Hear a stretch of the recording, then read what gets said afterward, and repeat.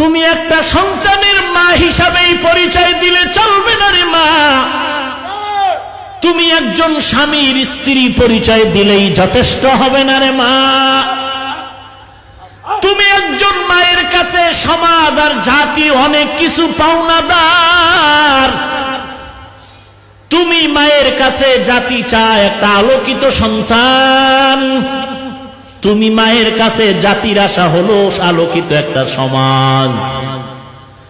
তুমি মায়ের কাছে জাতির আশা আলোকিত একটি পরিবার।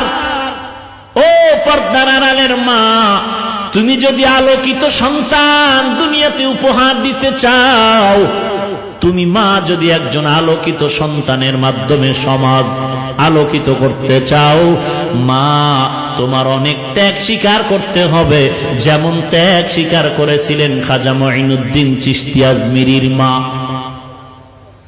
কেমন ত্যাগ স্বীকার করেছিলেন খাজা মঈনুদ্দিনের মা, যেই খাজা মঈনুদ্দিনের খেদমতে ভারতের মধ্যে লক্ষ লক্ষ বিধর্মীরা কালেমা পড়েছে। খাজা মঈনুদ্দিনকে মা ডেকে বলে, রে সন্তান, তুই মঈনুদ্দিন এত দামি হওয়ার পেছনে আমি মায়ের ত্যাগ কত তুই জানো? আমি মা তোকে যতদিন গর্ভ ধারণ করেছি, আমি মা এক রাত্র ঘুমাই নাই, সারা রাত্র সেজদায় পড়ে কান্না করেছি। তুই দুনিয়াতে আসার পর আমি মা তোকে এক ফোঁটা দুধ আমি তোর মুখে দেই নাই ওযু ব্যতীত।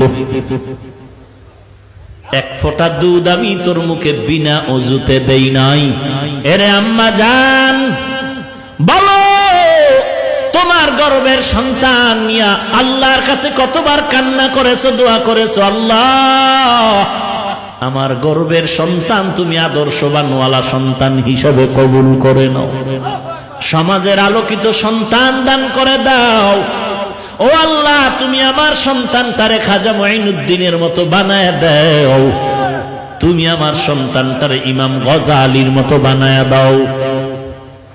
ও মা, একটু জবাব দাও নিজের বিবেকের কাছে।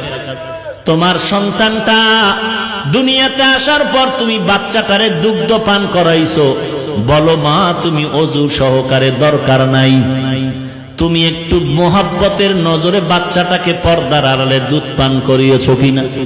না রে মা, দেখা গেল বাচ্চাটারে তুমি কোলের মধ্যে নিয়ে দুগ্ধ দিয়েছো, আর ওদিকে টেলিভিশনের নাচ গান দেখতেছিলে।